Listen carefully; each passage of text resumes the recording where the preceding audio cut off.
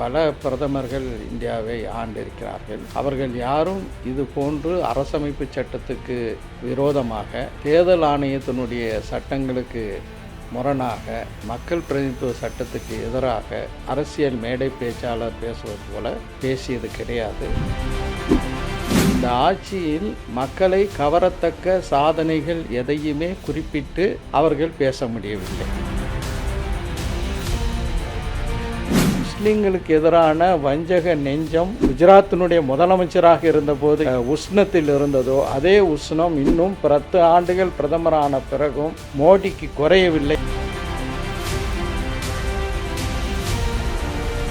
HR committee and Ranganath Mishra report என்று இதில் மிக தெளிவாக முஸ்லீம்கள் மிகப்பெரிய அளவில், சமூக அளவில், கல்வி அளவில், பொருளாதார அளவில் எந்த அளவுக்கு பின்தங்கி இருக்கிறார்கள் என்பதை, மணிப்பூரில் சமீபத்தில் மோடி ஆட்சியில் எத்தனை பெண்களுடைய தாலி பறிக்கப்பட்டது, அந்த கோரம் இந்த ஆட்சியில் தானே நடந்தது. இவர்கள் பெண்களை பற்றி பேசலாமா? விடுதலை பெற்ற இந்தியாவில் இது போன்ற ஒரு தலைப்பட்சமான தேர்தல் ஆணையம் ஒருபோதும் இருந்ததில்லை. வணக்கம் திரு ஜவாஹிருல்லா. ராஜஸ்தானில் பிரதமர் மோடி அண்மையில் பிரச்சாரத்தில் ஈடுபடும் போது சொல்கிறாரு, காங்கிரஸ் கட்சியினுடைய ஆட்சியில் சொல்லியிருக்கிறாங்க இது போல் முஸ்லீம்களுக்கு தான் சொத்தில் முதல் உரிமை வழங்கப்படணும்னு. அவங்க ஆட்சிக்கு வந்தாங்கன்னா இந்துக்களிடம் இருக்கக்கூடிய சொத்துக்களை எல்லாம் எடுத்து கொண்டுட்டு போய் இது போல் அதிகமாக பிள்ளை பெறுபவர்களிடம் கொண்டு போய் சேர்த்துருவாங்க. அதே மாதிரி இன்ஃபில்ட்ரேட்டர்ஸுங்கிற ஒரு வார்த்தையும் ஹிந்திலேயோ ஏதோ பயன்படுத்தியெல்லாம் சொல்லியிருக்கிறாரு. இதெல்லாம் பெரிய சர்ச்சையை ஏற்படுத்தி இருக்குது. இதற்கான காரணமாக நீங்கள் என்னென்னு பார்க்குறீங்க? காங்கிரஸ் அப்படிதான் சொல்லியிருந்துச்சா? இதை பற்றி உங்களுடைய பார்வை என்ன? பிரதமர் திரு நரேந்திர மோடி அவர்கள் ராஜஸ்தானில் தேர்தல் பரப்புரையின் போது கடந்த 21ஆம் தேதி ஆற்றிய உரை முழு உலகில் இந்தியாவுக்கு ஒரு பெரிய தலைக்குனிவை ஏற்படுத்தியிருக்கிறது. பண்டிட் ஜவஹர்லால் நேருவிலிருந்து வாஜ்பாய் வரை, VP சிங், லால் பகதூர் சாஸ்திரி உள்ளிட்ட பல பிரதமர்கள் இந்தியாவை ஆண்டிருக்கிறார்கள். அவர்கள் யாரும் இது போன்று அரசமைப்பு சட்டத்துக்கு விரோதமாக, தேர்தல் ஆணையத்தினுடைய சட்டங்களுக்கு முரணாக, ரெப்ரசன்டேட்டிவ் ஆஃப் பீப்புள், மக்கள் பிரதிநிதித்துவ சட்டத்துக்கு எதிராக இது போன்று ஒரு நாளாந்திர அரசியல் மேடை பேச்சாளர் பேசுவது போல பேசியது கிடையாது. இது வன்மையாக கண்டிக்கத்தக்கது. முதலாவது. இரண்டாவதாக, முதல் சுற்று தேர்தல் தமிழ்நாடு உள்பட பல்வேறு மாநிலங்களில் கடந்த ஏப்ரல் 19ஆம் தேதி நடைபெற்றது. அதில் பெருவாரியாக இந்தியா கூட்டணிக்கு மிகப்பெரிய ஒரு ஆதரவு அலை வீசியிருக்கின்றது. இந்த நிலையில் பிரதமர் தொடங்கி அதை போன்று அமித்ஷா உள்ளிட்ட, யோகி ஆதித்யநாத் உள்ளிட்டவர்கள் தங்களுடைய அரசாங்கத்தினுடைய சாதனைகளை கடந்த 10 ஆண்டுகளாக திரு மோடி அவர்கள் தலைமையில் பாஜக இந்தியாவில் ஆட்சியில் இருந்திருக்கின்றது. இந்த ஆட்சியில் மக்களை கவரத்தக்க சாதனைகள் எதையுமே குறிப்பிட்டு அவர்கள் பேச முடியவில்லை. வேதனைகளை தான் தந்திருக்கிறார்கள். அத்துணை தரப்பு மக்களுக்கும் வேதனை. குறிப்பாக கொரோனா காலகட்டத்திற்கு பிறகு இந்திய ரயில்வேயில் மூத்த குடிமக்களுக்கு கொடுக்கப்பட்ட அந்த கட்டண சலுகை, குழந்தைகளுக்கு கொடுக்கப்பட்ட கட்டணமில்லா பயணம், இதையெல்லாம் ரத்து செய்துவிட்ட ஒரு நிலையில் மிக மலிவாக மக்களுக்கு மத்தியில் பிளவுகளை ஏற்படுத்தி இது போன்ற ஒரு உரையை ஆற்றியிருக்கிறார். அடுத்து, மோடி அவர்கள் சொன்ன பொய்கள் என்று தமிழ்நாட்டில் 2 பிரபல பத்திரிகையாளர்கள் புத்தகங்களே எழுதியிருக்கிறார்கள். அது ஒரு பக்கம் இருக்க, ஒரு நாட்டின் பிரதமர் இந்த அளவுக்கு பொய் சொல்வாரா என்று வெளிநாட்டில் உள்ள அனைத்து பத்திரிகைகளும், அது வாஷிங்டன் டைமாக இருக்கட்டும், அல்லது நியூசிலாண்டிலிருந்து, ஆஸ்திரேலியாவிலிருந்து வரக்கூடிய பத்திரிகையாக இருக்கட்டும், உலகத்தின் பல்வேறு பகுதிகளிலிருந்து வரக்கூடிய ஊடகங்கள் அனைத்தும் இந்திய பிரதமருடைய பொய்களை பற்றி மிக விரிவாகவே தலையங்கங்கள் எழுதக்கூடிய அளவுக்கு மிக மோசமான, உண்மைக்கு புறமான பேச்சுகளை நரேந்திர மோடி அவர்கள் ஆற்றியிருக்கிறார். காங்கிரஸ் உடைய தேர்தல் அறிக்கையில் என்ன சொல்லப்பட்டிருக்கிறது, டாக்டர் மன்மோகன் சிங் அவர்கள் என்ன சொன்னார், இதையெல்லாம் சரியான முறையில் இல்லாமல் திரித்து தான் பேசுவதையெல்லாம் மக்கள் நம்புவார்கள், நம்புவதற்கு தயாரான ஒரு கூட்டம் இருக்கின்றது என்ற தைரியத்தில் மோடி அவர்கள் பேசியிருக்கிறார். இப்போ தேர்தல் நேரத்து மேடையில் ஒவ்வொரு விதமான பேச்சுக்களை தலைவர்கள் பொதுவாக பேசுறது வழக்கம் தான். நிறைய சர்ச்சைக்கு உரியதாகவும் மாறுறதையும் நம்ம பார்க்குறோம். இந்த இடத்துல பிரதமர் ராஜஸ்தானில் ஒரு மாதிரி பேசுகிறார், அலிகாரில் ஒரு மாதிரி பேசுகிறார். அலிகாரில் பேசுகிறப்ப சொல்கிறாரு, ஹஜ் பயணத்திற்கு இஸ்லாமிய பெண்கள் கூடுதலாக செல்வதற்கான ஒதுக்கீட்டை சவுதி அரசரிடம் நானே பேசி வாங்கி கொடுத்தேன். இன்னைக்கு ஆண்களோட துணையின்றி பெண்கள் ஹஜ் பயணத்திற்கு போக முடியும் அப்படின்னா அதற்கு நாமளும் தான் காரணம், அவர்களுடைய ஆசீர்வாதம் எனக்கு இருக்குது அப்படிங்கிறாரு. அப்போது 80% இருக்கக்கூடிய இந்து வாக்குகள் எங்கே கன்சாலிடேட் ஆகுமோ அந்த இடங்களிலெல்லாம் இஸ்லாமியர்களை இது போல ஒதுக்கி பேசுறது, இஸ்லாமியர் வாக்குகள் இருக்கிற இடங்கள்ல இது போல பேசுறது. காங்கிரஸும் வெளிப்படையாக இந்து சப்போர்ட்டிவாவோ இஸ்லாமிய எதிர்ப்பாவோ பேச முடியாது, ஏன்னா அந்த வாக்குகள் அங்கே பிரியும் அப்படிங்கிறதுனால. இந்த ஸ்ட்ராட்டஜியை கையில் எடுக்கிறாங்களா? இது தேர்தல் நேரத்து ஸ்ட்ராட்டஜியை எடுத்துக்கலாமா, இல்லை வெறுப்பு பேச்சா மட்டும்தான் பார்க்கணுமா?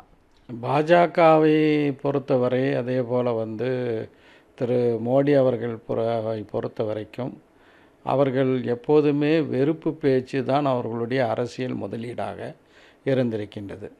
குஜராத்தினுடைய முதலமைச்சராக திரு மோடி அவர்கள் இருந்தபோது அவர் ஆற்றிய உரைகள், குறிப்பாக குஜராத் கோதரா ரயில் எரிப்பு, அதற்கு பிறகு அதை தொடர்ந்து நடந்த குஜராத் கலவரங்கள், அந்த சூழலில் அவர் எத்தகைய பேச்சை பேசினார் என்பதெல்லாம் இன்னும் பலருக்கு தெரியும். அதை நான் மீண்டும் சொல்ல விரும்பவில்லை. ஆனால் இந்தியாவினுடைய பிரதமரான பிறகும் கூட சிறுபான்மை மக்களுக்கு மத்தியிலே அவருடைய உள்ளத்தில் இருக்கக்கூடிய அந்த வெறுப்புணர்வு ஒரு விழுக்காடு கூட குறையவில்லை என்பதுதான் அவருடைய சமீபத்திய உரைகள் அமைந்திருக்கின்றது. ஹஜ்ஜுக்காக உள்ள பயணிகளுடைய எண்ணிக்கையை அதிகரித்து விட்டேன், அல்லது பெண்கள் தனியாக செல்வதற்கு நான் அனுமதி பெற்றுவிட்டேன் என்றெல்லாம் அவர் அலிகரில் பேசுகிறார். ஆனால் உண்மை நிலை என்னவென்றால், ஒவ்வொரு நாட்டுக்கும் சவுதி அரேபியா ஹஜ்ஜு பயணிகளுடைய எண்ணிக்கையை ஒவ்வொரு ஆண்டும் அதிகரித்து கொண்டே போகின்றது. இடையில் கொரோனா காலகட்டத்தில் மிகவும் குறைத்தார்கள். அதற்கு பிறகு இப்போதெல்லாம் சென்ற ஆண்டிலிருந்து அவர்கள் அதிகமான பயணிகள் உலகம் முழுவதும் இருந்து வருகிறார்கள். அதே போல் பெண்கள் தனியாக ஹஜ்ஜுக்கு செல்வதற்கான உரிமையை தான் பெற்றுவிட்டதாக திரு மோடி சொல்கிறார். அவர் பெற்றுக் கொடுக்கவில்லை. இந்திய பெண்கள் மட்டுமல்ல, உலகளாவிய அளவில் பெண்கள் அது போன்று வரலாம் என்று சவுதி அரேபிய அரசாங்கம் எடுத்த ஒரு முடிவின் விளைவாகத்தான் அது நடந்திருக்கின்றதே தவிர, இது திரு மோடி அவர்களுடைய முயற்சியால் கிடைத்தது என்று சொல்ல முடியாது. இப்படி பேசக்கூடிய மோடி அவர்களிடம் நாம் கேட்கக்கூடிய ஒரு கேள்வி என்னவென்றால், டாக்டர் மன்மோகன் சிங் அவர்கள், இந்தியாவினுடைய முன்னாள் பிரதமர் அவர்கள், 2006ஆம் ஆண்டு தேசிய வளர்ச்சி குழுமம் நேஷ்னல் டெவலப்மெண்ட் கவுன்சிலில் ஆற்றிய உரையை ஏன் நீங்கள் தவறாக மேற்கோள் காட்டினீர்கள்? டாக்டர் மன்மோகன் சிங் அந்த உரையில் என்ன பேசினார்? அவர் என்ன சொன்னார் என்றால், இந்த நாட்டினுடைய வளர்ச்சியினுடைய அந்த பங்கு, வளர்ச்சியினுடைய பலன் பிற்படுத்தப்பட்டோர், மிகவும் பிற்படுத்தப்பட்டோர், தாழ்த்தப்பட்டோர், சிறுபான்மை மக்களுக்கு செல்ல வேண்டும். பட்டியலின மக்களுக்கு ஸ்பெஷல் காம்பனண்ட் பிளான், அதாவது சிறப்பு உட்கூறு திட்டம் இருக்கின்றது. அதன் மூலமாக அவர்களை முன்னேற்ற பாதையில் கொண்டு செல்வதற்கான முயற்சிகளை செல்லணும். அதே போல் சிறுபான்மை மக்கள், குறிப்பாக முஸ்லீம்களுக்கும் இந்த பலன் செல்ல வேண்டும் என்று தான் அவர் குறிப்பிட்டாரே தவிர, அவர் ஒட்டுமொத்தமாக நாட்டினுடைய பலன்களை எல்லாம் முஸ்லீம்களுக்கு கொடுக்க வேண்டும், முஸ்லீம்களுக்கு காங்கிரஸ் கட்சி அனைத்தையும் கொடுத்துவிட்டு இந்து பெண்களுடைய தாலியும் பறித்து கொள்ளும் என்று சொல்வது எவ்வளவு கேடுகட்ட உரை. இதை வெறுமனே ஒரு தேர்தல் நேர பேச்சாக பேச முடியாது. தேர்தல் நேரத்தில் பல விஷயங்களை மேடையில் அரசியல்வாதிகள் பேசுவார்கள் என்பது உண்மைதான். ஆனால் இந்தியாவை ஆட்சி செய்த எந்த பிரதமரும் அல்லது வேறு எந்த கட்சி தலைவரும் இந்த அளவுக்கு நாளாந்தரமாக பேசியதில்லை என்பது தான் யதார்த்தமான உண்மை. முஸ்லீம்களுக்கு எதிரான வஞ்சக நெஞ்சம் குஜராத்தினுடைய முதலமைச்சராக இருந்தபோது எந்த உஷ்ணத்தில் இருந்ததோ அதே உஷ்ணம் இன்னும் 10 ஆண்டுகள் பிரதமரான பிறகும் மோடிக்கு குறையவில்லை என்பதுதான் யதார்த்தமான உண்மையாக விளங்குகிறது. இப்போ ஈக்விட்டபிள் இன்கம் அப்படிங்கிற இந்த பொருளாதார ஜார்கனை வந்து பயன்படுத்துறீங்க. முன்னாள் பிரதமர் மன்மோகன் சிங் அவர்கள் சொன்னதும் கூட, பிற்படுத்தப்பட்ட நிலையில் இருக்கிறவங்க, பொருளாதார அடிப்படையில் சமநிலைக்கு வராத சமூகங்களுக்கெல்லாம் இந்த பொருளாதார பரவல் என்பது கொண்டு சேர்க்கப்படணும், அதனால் அதற்கான முயற்சிகள் படணும்னு சொல்லியிருக்கிறாங்க. ஒரு பொருளாதார ரீதியாக இது எல்லோருக்குமான ஒரு சமவாய்ப்பை பொருளாதார ரீதியில் கொண்டு போய் சேர்க்கணும் அப்படிங்கிறத புரிஞ்சுக்க முடிகிறது. எந்த புள்ளியில் அது வந்து முஸ்லீம்களுக்கு இந்துக்களிடம் இருந்து இந்த சொத்துகள் பறித்து முஸ்லீம்களுக்கு கொடுக்கப்படும் அப்படிங்கிறது மாற்றப்படுகிறது? காங்கிரஸ் என்ன சொல்ல வந்தது? பாஜக எந்த இடத்துல அதை திசை மாற்றி இருக்கிறது?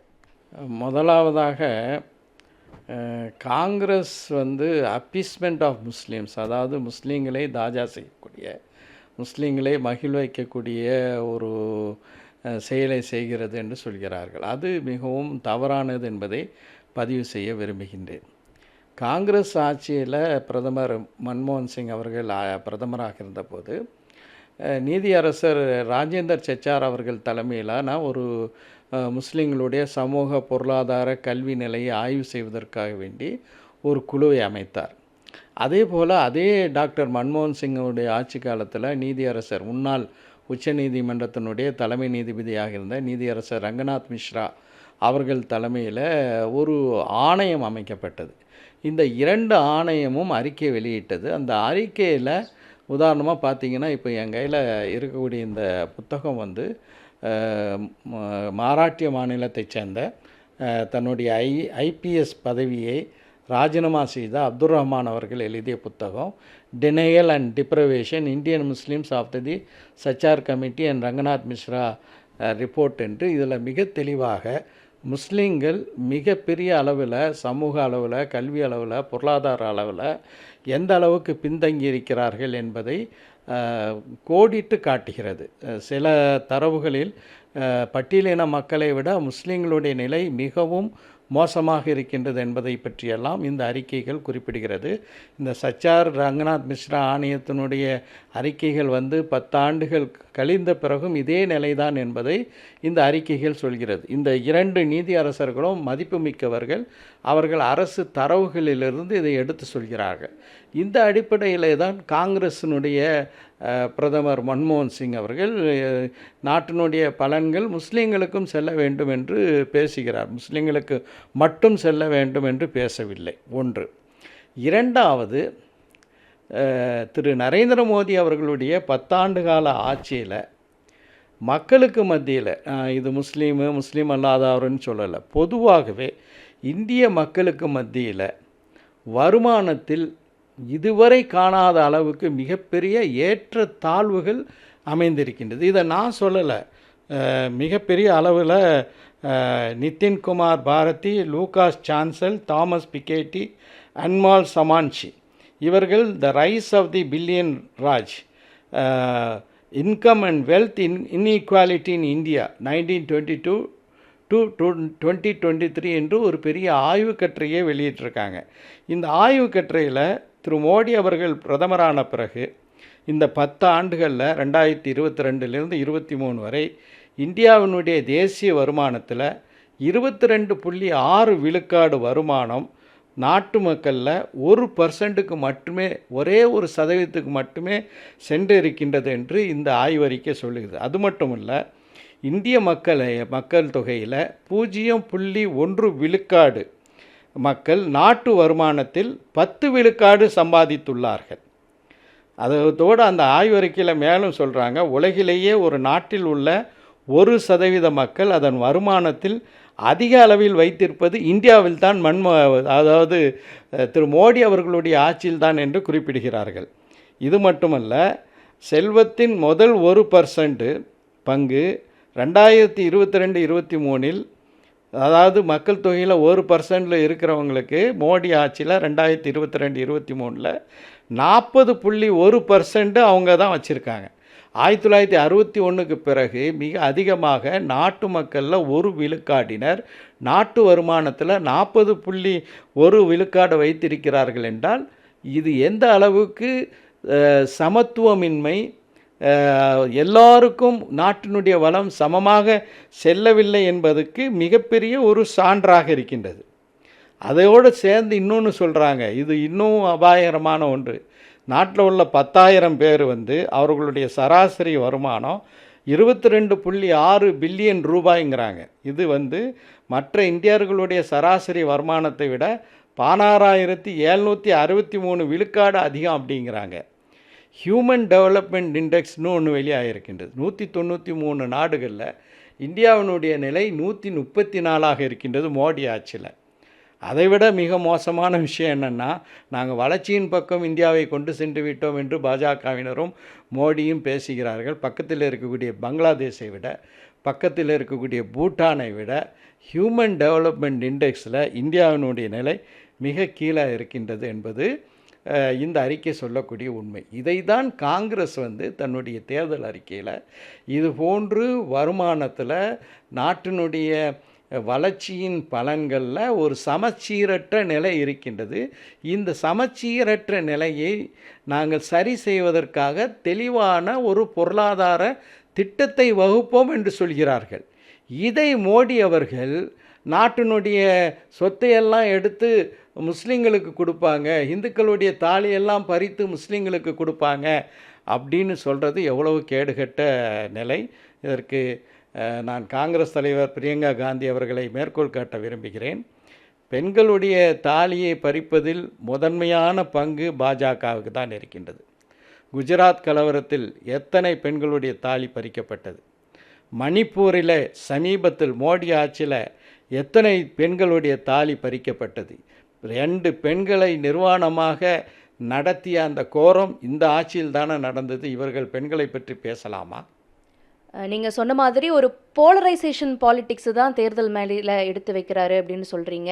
இன்னொரு பக்கம் அதே மாதிரி தேர்தல் மேடையில் சொல்லப்படக்கூடிய விஷயம் என்னென்னா, ஆந்திராவிலும் கர்நாடகாவிலும் இருக்கக்கூடிய எஸ்சி எஸ்டி ஓபிசி இடஒதுக்கீட்டில் இருக்கக்கூடிய இடங்களை எடுத்து இஸ்லாமியர்களுக்கு கொடுக்குது இந்த காங்கிரஸ் அப்படிங்கிற ஒரு குற்றச்சாட்டையும் மோடி அவர்கள் வைக்கிறாரு. அதுக்கு உங்களுடைய பதிலும் பார்வையும் என்ன? காங்கிரஸ் கட்சியின் மீது தன்னுடைய வெறுப்பு பார்வையை மிக மோசமாக திரு மோடி அவர்கள் கக்கியிருக்கிறார் என்று தான் நான் சொல்ல வேண்டும். காங்கிரஸினுடைய தேர்தல் அறிக்கையில் சாதிவாரி கணக்கெடுப்பை நடத்துவோம் அப்படின்னு சொல்கிறாங்க. அரசாங்கத்தினுடைய பலன் எல்லாத்துக்கும் செல்லக்கூடிய அளவுக்கு ஒரு சமூக நீதி பார்வை காங்கிரஸினுடைய தேர்தல் அறிக்கையில் இருக்கின்றது. ஸோ இதையெல்லாம் பொறுத்து கொள்ள முடியாமல் ஆந்திரா இப்போது 2 மாநிலங்களாக யுனைடெட் ஆந்திரா பிரதேஷ் ஒருங்கிணைந்த ஆந்திரா மாநிலம் இப்போது தெலுங்கானா ஆந்திரா என்று 2 மாநிலங்களாக பிரிக்கப்பட்டிருக்கிறது. காலஞ்சென்ற ராஜசேகர் ரெட்டி அவர்கள் ஆந்திராவினுடைய முதலமைச்சராக இருந்தபோது பிற்படுத்தப்பட்ட முஸ்லீம்களுக்கு நன்றாக தெரிந்து கொள்ள வேண்டும், பிற்படுத்தப்பட்ட முஸ்லீம்களுக்கு 4 விழுக்காடு இடஒதுக்கீடு வழங்கினார். முஸ்லீம்களுக்கு வழங்கப்படலை. எப்போதுமே இடஒதுக்கீடு ஒரு மத ரீதியாக வழங்க முடியாது. தமிழ்நாட்டில் இருக்கக்கூடிய இடஒதுக்கீடும் கூட மத ரீதியான இடஒதுக்கீடு அல்ல. பிற்படுத்தப்பட்ட முஸ்லீம்களுக்கு தான் இங்கே 3.5 விழுக்காடு தனி இடஒதுக்கீடு இருக்கின்றது. ஸோ ஆந்திராவில் 4 விழுக்காடு இடஒதுக்கீடு, அதுவும் சமூக ரீதியாக ஒரு அறிவுபூர்வமான ஆய்வை மேற்கொண்டு ராஜசேகர் ரெட்டி அவர்கள் பிற்படுத்தப்பட்ட முஸ்லீம்கள் என்று அந்த பட்டியலில் இருக்கக்கூடியவர்களுக்கு 4 விழுக்காடு இடஒதுக்கீடை கொடுத்தார். இது யாருடைய இடஒதுக்கீடையும் பறித்து கொடுக்கப்பட்ட ஒன்றல்ல, குறிப்பாக பட்டியலின மக்களுடைய அந்த பிரிவிலிருந்து எடுக்கப்பட்டதல்ல. இதை நீதிமன்றத்துக்கு சென்றார்கள். நீதிமன்றத்தில் அது சேலஞ்ச் செய்யப்பட்டது. ஆனால் அந்த இடஒதுக்கீடு செல்லும் என்று சொல்லி இன்றைக்கு அஃப்கோர்ஸ் உச்சநீதிமன்றத்தில் அந்த மேல்முறையீடு இடஒதுக்கீடு தொடர்பான பல வழக்குகளில் ஒன்றாக இந்த ஆந்திரா மாநில இடஒதுக்கீடும் அங்கே நிலுவையில் இருக்கின்றது என்பதுதான் யதார்த்தமான உண்மை. இந்த இடஒதுக்கீடு இன்னும் தெலுங்கானாவில் இப்போது அமுலில் இருந்து வருகிறது. இதே போன்ற ஒரு நிலை தான் கர்நாடகத்திலேயும் முஸ்லீம்களுக்கு வழங்கப்படவில்லை, பிற்படுத்தப்பட்ட முஸ்லீம்களுக்கு தான் அது வழங்கப்பட்டது. இந்த இடஒதுக்கீடை பொறுத்த வரைக்கும் மத ரீதியான இடஒதுக்கீடுக்கு நம்முடைய அரசமைப்பு சட்டத்தில் இடம் இல்லை. அதாவது யாரெல்லாம் பிற்படுத்தப்பட்டவர்களாக கருதப்படுகிறார்களோ அவர்களுக்கு தான் இடஒதுக்கீடு. அந்த அடிப்படையில் பிற்படுத்தப்பட்ட முஸ்லீம் சமூகங்களுக்கு தான் அந்த இடஒதுக்கீடு கொடுக்கப்பட்டதை தவிர மற்றவர்களுடைய இடஒதுக்கீடை பறித்து கொடுக்கப்பட்டது என்பது அப்பட்டமான உண்மைக்கு மாறான ஒரு மோசமான ஒரு தீய பரப்புரையாக அமைந்திருக்கிறது. இப்போ இன்னொரு விஷயம் என்னன்னா, வக்ஃபு வாரியத்துக்கு வந்து வானளாவிய அதிகாரத்தை கொடுத்துருக்குறாங்க. அதனால் எல்லாருடைய சொத்துக்களையும் வக்ஃபு வாரியம் எடுத்துக்கும் அப்படிங்கிற ஒரு விஷயமும் சொல்லப்படுகிறது. வக்ஃபு வாரியம் எப்படி செயல்படுகிறது சார்? வக்ஃபு என்றால் இறைவன் வழியில் ஒரு சொத்தை வந்து அர்ப்பணித்தல் என்று பொருள். இஸ்லாமிய சான்றோர்கள், செல்வந்தர்கள் தங்களுடைய சொத்தை அறப்பணிகளுக்காக வேண்டி, அது பள்ளிவாசலாக இருக்கலாம், அல்லது வந்து ஒரு பள்ளிக்கூடமாக இருக்கலாம், அல்லது வேறு மக்களுக்கு நன்மை தரக்கூடிய பல்வேறு விஷயங்களாக இருக்கலாம், இவற்றுக்கு அர்ப்பணிக்கப்பட்ட சொத்துகள் தான் வக்ஃபு என்று அழைக்கப்படுகிறது, வக்ஃபு சொத்துக்கள் என்று அழைக்கப்படுகிறது.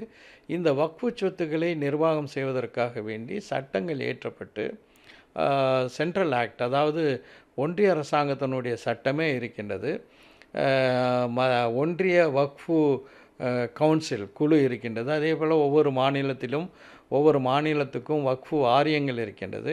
இந்த வாரியங்கள் அனைத்தும் ஒவ்வொரு அமைச்சகத்துக்கு கீழே தான் இருக்கின்றது. உதாரணமாக தமிழ்நாட்டில் உள்ள வக்ஃபு வாரியம் தமிழ்நாட்டில் உள்ள சிறுபான்மை அமைச்சகத்துக்கு கீழே இருக்கின்றது. அதே போல் மத்திய வக்ஃபு வாரியமும் ஒரு முன்னாடி வந்து சிறுபான்மை அமைச்சகன்னு இருந்துச்சு, இப்போ அது இல்லை, வேற ஒரு அமைச்சகத்தின் கீழே அது வந்து இயங்குகிறது.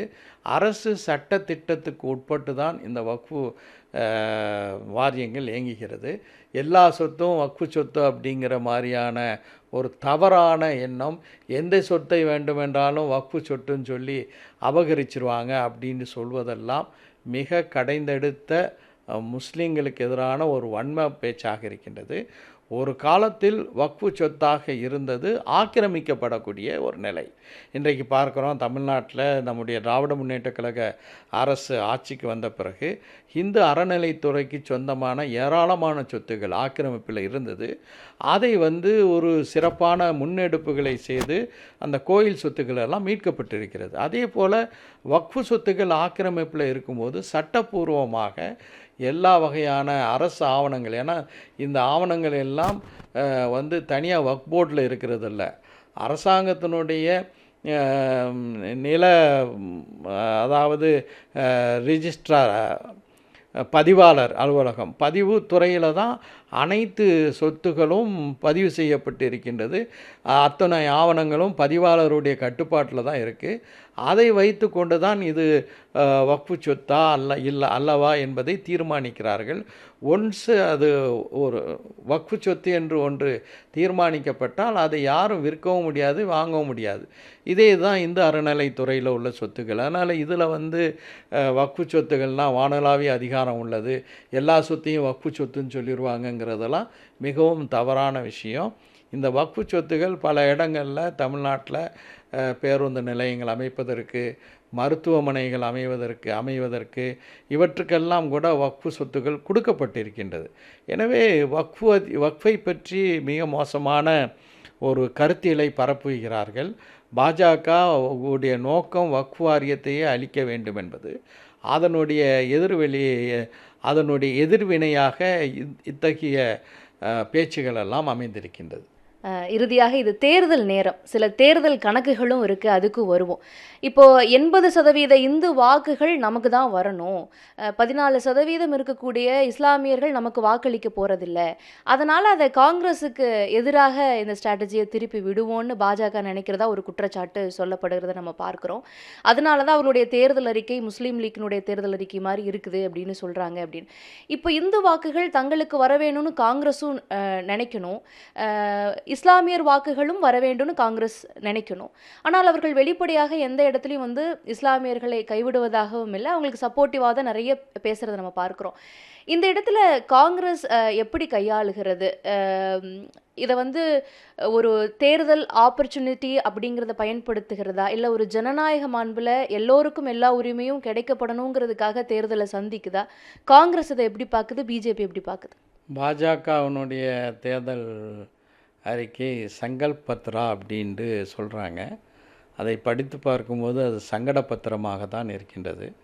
காரணம், சாதிவாரி கணக்கெடுப்பை பற்றியோ அல்லது சமூக நீதியை பற்றியோ எதையுமே அந்த தேர்தல் அறிக்கையில் பார்க்க முடியவில்லை. 10 ஆண்டுகால பாஜகவினுடைய சாதனைகள் கூட பெரிய அளவில் அங்கே காண முடியவில்லை. நான் ஏற்கனவே குறிப்பிட்டது போல முதியோர்களுக்கு வழங்கப்பட்ட ரயில்வே சலுகை கட்டணத்தை பறித்து விட்டார்கள். குழந்தைகள் ரயிலில் 5 வயதுக்கு குறைவான குழந்தைகள் இலவசமாக பயணம் செய்திருந்தார்கள், அதையும் பறித்து விட்டாங்க. இதை பற்றியெல்லாம் எதுவும் பார்க்க முடியலை. ஆனால் அதே நேரத்தில் காங்கிரஸினுடைய தேர்தல் அறிக்கைக்கு நியாயபத்ரா அப்படின்னு பேர் வைத்திருக்கிறார்கள். நீதியினுடைய ஒரு சாசனமாக அது அமைந்திருக்கின்றது. அந்த காங்கிரஸினுடைய தேர்தல் அறிக்கையை முழுமையாக பார்த்தேன். அது சிறுபான்மையினர்களுக்கு மட்டுமல்ல, இந்தியாவில் இருக்கக்கூடிய அனைத்து மக்களுக்கும், குறிப்பாக பிற்படுத்தப்பட்டோர், மிகவும் பிற்படுத்தப்பட்டோர், பெண்கள், குழந்தைகள், பட்டியலின மக்கள், அதாவது சமூகத்தில் இருக்கக்கூடிய பல்வேறு பகுதியினர்களுக்கும் சமூக நீதியினுடைய அடிப்படையில் இந்த நாட்டினுடைய பலன்கள் செல்ல வேண்டும் என்ற வகையில் அந்த தேர்தல் அறிக்கையில் பல்வேறு விஷயங்கள் மிக தெளிவாகவே காங்கிரஸ் தேர்தல் அறிக்கையில் சொல்லப்பட்டிருப்பதை நான் படிக்க முடிகின்றது. அடுத்து மிக முக்கியமாக நான் சொல்ல விரும்பக்கூடிய கருத்து என்னவென்றால், நீங்கள் கேட்டீங்க இது முஸ்லீம் லீக் தேர்தல் அறிக்கை போன்று இருக்கின்றது என்று மோடி அவர்கள் பேசியிருக்கிறாரே என்று. அப்படியான எந்த ஒரு நிறத்தையும் அதில் பார்க்க முடியல. முஸ்லீம் லீக் என்பது ஒரு அரசியல் கட்சி. ஆனால் அந்த அரசியல் கட்சி பேர் முஸ்லீம் லீக்காக இருந்தாலும் கூட அவர்கள் சமூக நீதியினுடைய அடிப்படையில் இயங்கக்கூடிய ஒரு அரசியல் கட்சி. கேரளாவில் காங்கிரஸோடு அவர்கள் கூட்டணி ஆட்சி அமைந்திருக்கிறார்கள். எல்லா மக்களுக்கும் எல்லா பலனும் செல்ல வேண்டும்ங்கிறது தான் அவங்களுடைய நோக்கம். அதை தாண்டி இது ஒரு முஸ்லீம் லீக்கினுடைய தேர்தல் அறிக்கைக்கும் காங்கிரஸுடைய தேர்தல் அறிக்கைக்கும் நிச்சயமாக வேறுபாடுகள் இருக்கலாம், இல்லைன்னு சொல்ல முடியாது. ஆனால் இதை எந்த மனப்பான்மையில் திரு மோடி அவர்கள் பேசியிருக்கிறார் என்றால், சமீபத்தில் அவருடைய ஒரு உரையில் அவர் என்ன சொல்கிறாருன்னா, முகலாயர்களுடைய உணவு பழக்கத்தை நாம் கைவிட வேண்டும் அப்படின்னு சொல்கிறார். அப்படின்னா மாமிசத்தை சாப்பிட்றத கைவிட வேணும்னு சொல்கிறாரு. நான் சொல்கிறேன், இந்த நாட்டில் வாழக்கூடிய பிற்படுத்தப்பட்ட, மிகவும் பிற்படுத்தப்பட்ட, தாழ்த்தப்பட்ட மக்கள் 80 விழுக்காடு மாமிசத்தை தான் சாப்பிடுகிறார்கள். அத்தனை பேரும் சைவமாக மாற வேண்டும் என்று மோடி சொல்கிறாரா? இது எந்த அளவுக்கு பிற்படுத்தப்பட்ட, மிகவும் பிற்படுத்தப்பட்ட, தாழ்த்தப்பட்ட இந்துக்களுக்கு எதிராக பாஜகவினரும் மோடியினும் செயல்படுகிறார்கள் என்பதற்கு அவருடைய இத்தகைய உரைகள் ஒரு எடுத்துக்காட்டாக அமைந்திருக்கின்றது. இப்போ இவ்வளோ பேச்சு திரு மோடி அவர்கள் மேடையில் பேசுகிறாங்க. 20,000 புகார்கள் வந்திருக்குது. இதே உத்தவ் தாக்கரே ஜெய் பவானி அப்படின்னு பேசினா பாட்டு போட்டால் அவருக்கு எதிராக நோட்டீஸ் எல்லாம் போகுது. பிரதமருக்கு எதிராக நோட்டீஸ் அனுப்பப்படும், இல்லை நடவடிக்கை எடுக்கப்படும் தேர்தல் ஆணையத்தினால, நம்புறீங்களா? இதை எப்படி பார்க்குறீங்க? சிவசேனாவினுடைய முழக்கங்கள் எப்போதுமே அவர்கள் எழுப்பக்கூடிய முழக்கங்களை அவர்கள் தேர்தல் நேரத்தில் எழுப்புவதை ஆட்சேபம் செய்து அவருக்கு இது போன்ற முழக்கங்களை எல்லாம் உத்தவ் தாக்கரே அவர்கள் எழுப்பக்கூடாது என்று ஒரு தாக்கீதை தேர்தல் ஆணையம் அனுப்பியிருக்கின்றது. 20,000 அல்ல, இன்றைக்கு தமிழ்நாட்டில் இருந்து, அதே போல் இந்தியாவின் பல்வேறு பகுதிகளிலிருந்து அரசியல் கட்சியை சாராத சிவில் சொசைட்டி ஆர்கனைசேஷன்ஸ் என்று சொல்லக்கூடிய சமூக அமைப்புகள் தலைமை தேர்தல் ஆணையகத்திற்கு மோடி அவர்கள் மீது நடவடிக்கை எடுக்க வேண்டும்.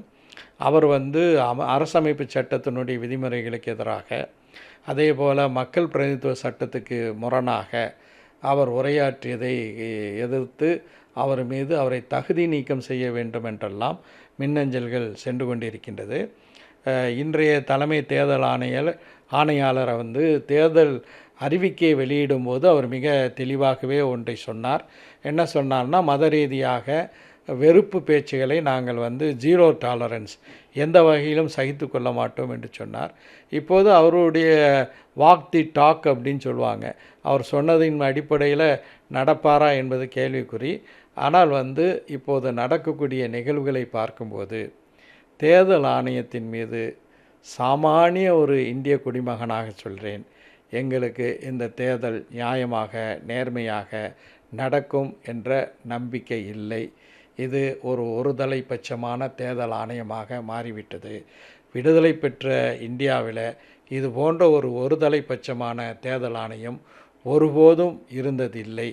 அவர்களுக்கு நல்ல புத்தி வர இறைவனை பிரார்த்திப்போம். உடனுக்குடன் செய்திகளை தெரிந்து கொள்ள சன் நியூஸ் பெல் ஐகானை கிளிக் பண்ணுங்க.